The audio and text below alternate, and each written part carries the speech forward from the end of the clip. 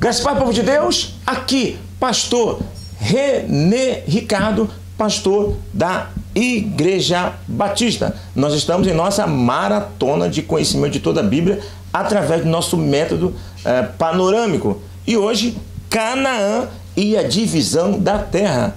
19º dia de nossa maratona, no total de 36 dias, ok? Muito bem, nós já aprendemos que aquela geração lá que havia saído do Egito morreu durante todos os 40 anos de deserto, e uma nova geração surgiu durante esses 40 anos, e só Josué e Caleb chegou daquela geração antiga à terra prometida. Chegou lá, e o novo povo que chegou lá é aquele que nasceu no deserto. E aí eles enfim chegaram no destino. E aí vem uma pergunta interessante, porque aquele povo lá que não entrou na terra prometida não entrou por causa de pecado. E Moisés, que realmente foi uma pessoa íntegra, uma pessoa de... Rapaz, a Bíblia fala de que ele foi o foi o homem mais manso de toda a terra. E por que ele não entrou na terra prometida? Geralmente o entendimento que nós temos, no geral o povo de Deus tem, é por causa daquele episódio lá da rocha, né? Ficou estressado com o povo, vocês querem água? Toma! E pá! E bateu na rocha lá. E a rocha era Cristo. Então foi por causa daquilo que Moisés não teria entrado na terra prometida. Esse é o entendimento básico que nós temos. Mas há teólogos, há estudiosos que entendem que não foi bem isso. Que na verdade Moisés não entrar na terra prometida já era um propósito de Deus, né? E por que foi propósito de Deus? Interessante, porque Moisés, o nome Moisés está totalmente ligado à lei, e Josué, a raiz do nome dele, está ligado à graça, está ligado a Jesus. Logo, dentro dos projetos eternos de Deus, quem ia levar para o céu é a graça e não a lei. Então, dentro da simbologia do projeto de Deus, Moisés não se encaixava na simbologia dentro do projeto de Deus. Josué sim, por causa do seu nome, que tem a ver com Jesus. Josué simboliza Jesus, que leva para a terra prometida, que simboliza o céu. Moisés não pode levar para a terra prometida, porque quem salva não é a lei, é a graça. Então chegou um dado momento que Deus está controlando a vida de Moisés, está orientando, está dirigindo. Aí só que fala assim, olha só, chegou o momento do projeto começar a se concretizar. Ele simplesmente deixa Moisés andar sozinho, isso é termo da conjectura, e Moisés então quando começa a andar sozinho, ele já começa a perder a linha, já começa a não ser tão manso como ele era. Então tudo aí, no caso, dentro dessa conjectura, era projeto de Deus. Então não foi o erro de Moisés que não fez ele entrar na terra prometida. Foi já os projetos de Deus, já era vontade de Deus que isso aconteceria. E quem deveria realmente levar era Josué. Ok? E é uma conjectura muito interessante. Bom, chegaram lá então, eles conquistaram já grande parte da terra, não conquistaram tudo, mas já grande parte, e dividiram, através de sorteio, foi dividida a terra entre eles. E no capítulo 13 de Josué até o capítulo 21, você vê toda essa informação. Tem até uma curiosidade lá, que depois você que está fazendo uma pesquisa, um estudo aprofundado, ou está elaborando uma mensagem, ou para a EBD, você pode depois pesquisar um pouco mais. Por que os levitas receberam terras? Porque lá no começo eles não receberiam terra, mas aqui já está recebendo. Por quê?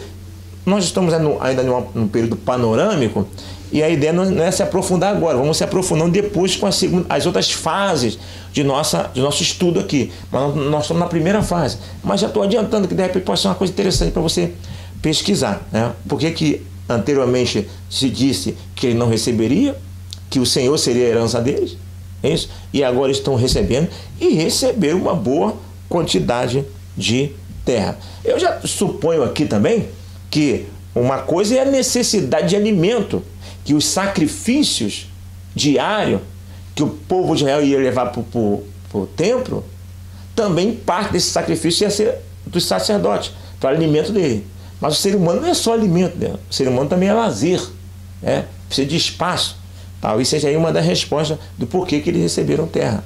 Okay? Não vão receber a porção, de repente, de muito gado. Não tem necessidade de muito espaço para muitos gado, mas tem um mínimo de necessidade. Não sei, de repente pode ser interessante você querer pesquisar isso aí, e eu estou despertando a você nesse ponto. Bom, no capítulo 14 nós temos então a herança de Caleb. O Caleb, vencedor, que saiu lá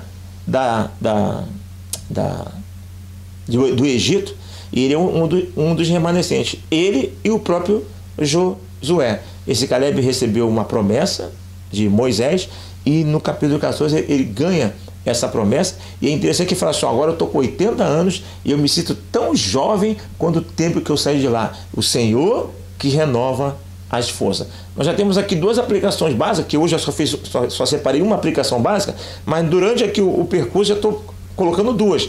Primeira, quando Deus não está na direção do negócio, se Deus tirar a mão dele de você, o controle dele sobre a tua vida, você vai fazer besteira. Primeira aplicação básica. Então, nós devemos o tempo todo buscar o direcionamento de Deus para que nossos sonhos, nossos projetos, nossas caminhadas estejam debaixo da vontade do Senhor. Porque se Deus tirar a mão, já era.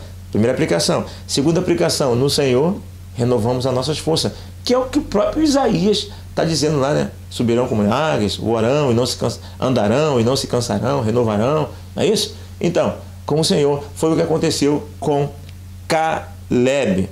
Ok? E também temos aí algo que poucas pessoas conhecem, que é a cidade, a separação, na divisão da terra.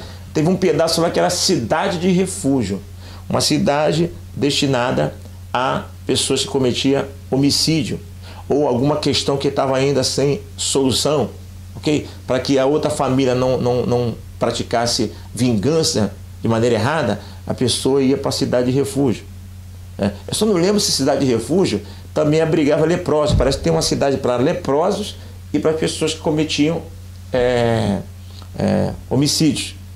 Com relação ao homicídio, eu tenho certeza. O leproso, agora eu estou um pouco com dúvida, mas com certeza tinha um local específico para os leprosos, uma terra, não sei se chamava também cidade de refúgio, mas tinha terra lá para os leprosos ficarem separados. Ok? E aqui tem uma cidade de refúgio. Essa cidade de refúgio aqui seria mais ou menos, mal comparando, tipo um exílio político.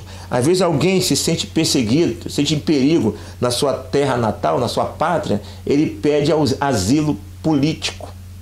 Ele vai para outro país e fica lá protegido. Então a cidade de refúgio teria mais ou menos essa ideia da pessoa estar lá durante um tempo, até que a vida dele não ficasse ameaçada no local onde ele estava. Muito bem, observe que muitas terras que foram repartidas ainda não haviam sido conquistadas. Então aqui, ó, eu gosto sempre de colocar como exemplo a minha mão. Quando eu dou aula lá na escola dominical, na igreja, eu sempre comparo a Canaã com a mão. Então imagine que essa parte aqui de baixo, essa parte toda aqui da palma da mão, é a Canaã que já foi conquistada. Mas essa parte toda aqui de cima dos dedos é a Canaã que ainda não foi conquistada. Então eles já dividiram a terra conquistada e também já dividiram até mesmo a terra que não foram conquistadas, mas já foi dividida.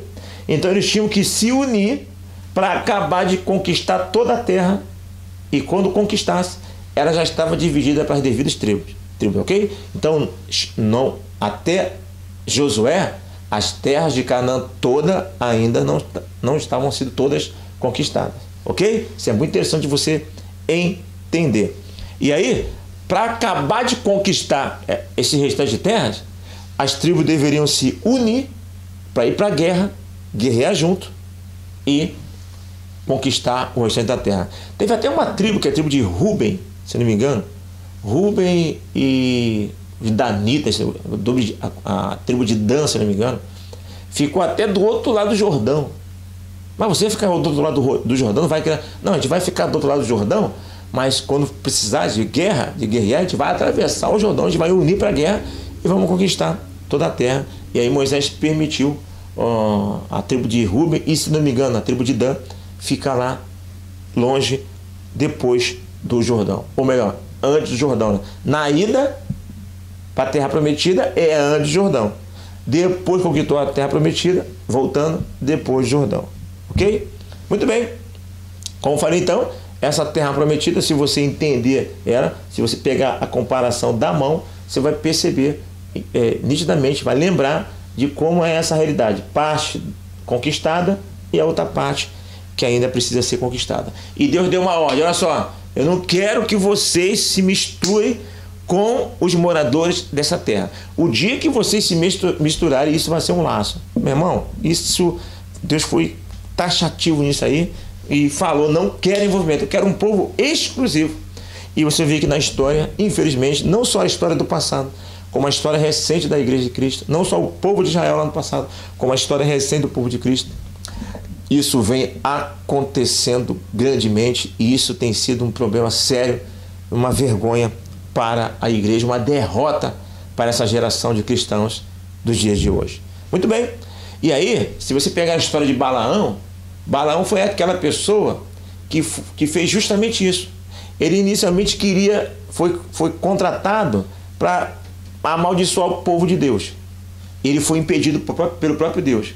Aí, como ele foi impedido, ele conseguiu ajudar os inimigos de Deus, através da sedução com mulheres, com essa união através de relacionamentos, e foi a derrocada do povo de Israel e pagou um preço muito grande. Já lá no período pós-exílio, que nós vamos chegar nesse período, quando o povo voltou, eles começaram a casar com outras pessoas. O povo que tinha ficado na terra casou também com outros povos. Aí veio Esdras, falou assim, ó, separa tudo, que Deus não quer união de vocês com outros povos. E mandou até divorciar quem já estava casado, ok? Então, isso sempre foi uma preocupação de Deus, separação do povo dele, um povo com característica própria, um povo dele, com a marca dele. E infelizmente, essas coisas não vêm acontecendo. Encerramos então aqui com a nossa aplicação prática. Eu coloquei aqui a única aplicação prática, que quando eu escrevi, eu só pensei em nenhuma, mas durante aí a nossa, como sempre acontece, a nossa explicação, vai surgindo outras aplicações práticas. A primeira é um Deus. Quando Deus não está no negócio, não está dominando, filho, deixar você andar sozinho, se teu projeto não tiver direcionamento de Deus, vai dar ruim. Porque, segundo Josué, fiel, o Caleb, melhor dizendo, Josué também foi, mas o destaque é Caleb, que depois de muito tempo tem as suas forças renovadas. Com 80 anos, se sente um jovem, um senhor que renova as forças, uma pessoa idosa, ainda trabalhando para o reino de Deus. A Bíblia fala que não é aqui o vosso descanso. A Bíblia mostra que não tem aposentadoria cristã, não, filho. Há muitos cristãos já idosos achando que tem aposentadoria. Já fiz muito, agora é para os jovens, já fiz muito. Não tem aposentadoria cristã. E mesmo se tivesse, tu gostaria de ser recolhido já agora? Você quer aposentar? Então vou te recolher, você gostaria? Acho que não, né?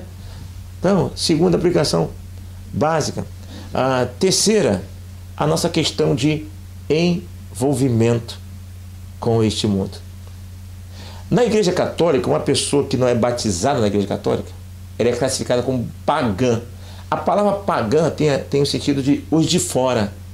Então, se a pessoa não é batizada na Igreja Católica, ela não é da Igreja Católica, ela é de fora. Isso também se aplica no sentido geral.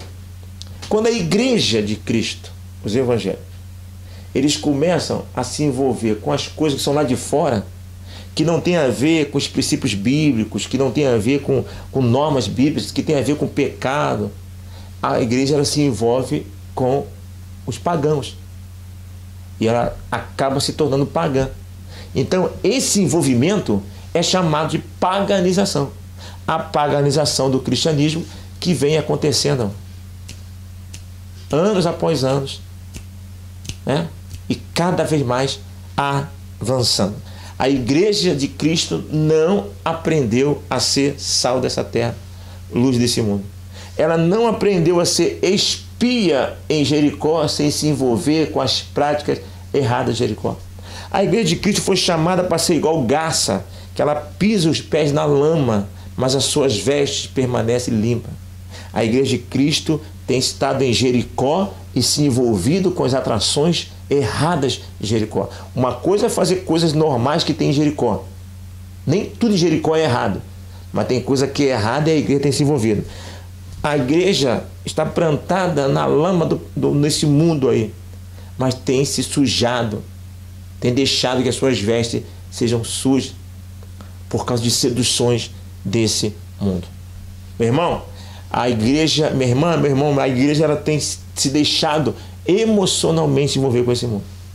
Mas ela foi chamada para se envolver, para temperar. Ela foi chamada para se envolver, para levar luz e não para somar com as trevas. Então que isso possa ser uma meditação minha, uma meditação tua. Nós precisamos combater a paganização do cristianismo. Nós não podemos termos muito relacionamento emocional com as coisas desse mundo. A Bíblia diz: aquele que ama o mundo torna-se inimigo de Deus. Você não pode ter nenhum relacionamento aprofundado emocional com esse mundo. Eu posso citar, como sempre cito, futebol, time de futebol. Tem muitas pessoas com envolvimento em time de futebol de maneira muito exagerada, torcem de maneira muito exagerada para o seu time, amam o seu time, né? E sofrem pelo seu time. Isso é perigoso. Se não for chamado para isso, tem pessoas envolvidas com atores e atrizes de maneira muito exacerbada, que amam atores, atrizes que não tem nada a ver com a causa cristã. Seguem pessoas na internet que na verdade não tem relação, não tem compromisso com o reino de Deus. Então esses envolvimentos emocionais sempre foi e sempre será perigoso, e Deus sempre quis um povo exclusivo dele. A Bíblia fala assim, amarás ao Senhor teu Deus de todo o coração, de todo o teu entendimento, toda a tua força. Aí nós não conseguimos amar a Deus e as coisas de Deus. Aí daqui a pouco Deus vê que nós estamos amando as coisas desse mundo, ou alguém desse mundo, ou alguma coisa desse mundo. Isso é um perigo, ok? Que possamos meditar nessas palavras e que você possa continuar comigo em nosso canal aqui, acompanhando, e apoiando. Eu peço mais uma vez que você não deixe de se inscrever no nosso canal. Aqui, rapidinho, coisa de 10 segundos você faz isso. Apertou, se inscreveu. Apertou aqui no like, aqui eu dei um like, é muito importante para nós. E apertou aqui no sininho de notificação, você vai estar sempre recebendo as informações quando eu postar um vídeo aqui. E nós estamos postando todos os dias e vamos continuar postando. Vai vir a segunda fase, onde eu aguardo também a sua participação, o seu conteúdo, mandando a sua crítica construtiva para o nosso meio e para que a tua participação esteja aqui. Eu gostaria de dar crédito a você, eu gostaria de citar o teu nome aqui e poder estar com o seu conteúdo aqui. Claro, se você se importar com isso, você só manda o conteúdo falando: não precisa citar meu nome não quero. Eu vou colocar aqui o seu conteúdo e assim então esse canal será um canal onde todos estarão ensinando a todos. Então, eu vou ficando por aqui, contando com o seu apoio, com a sua inscrição e continuando então vendo aí hoje nosso vídeo. Aqui, pastor René Ricardo. Pense nestas coisas e que Deus nos abençoe.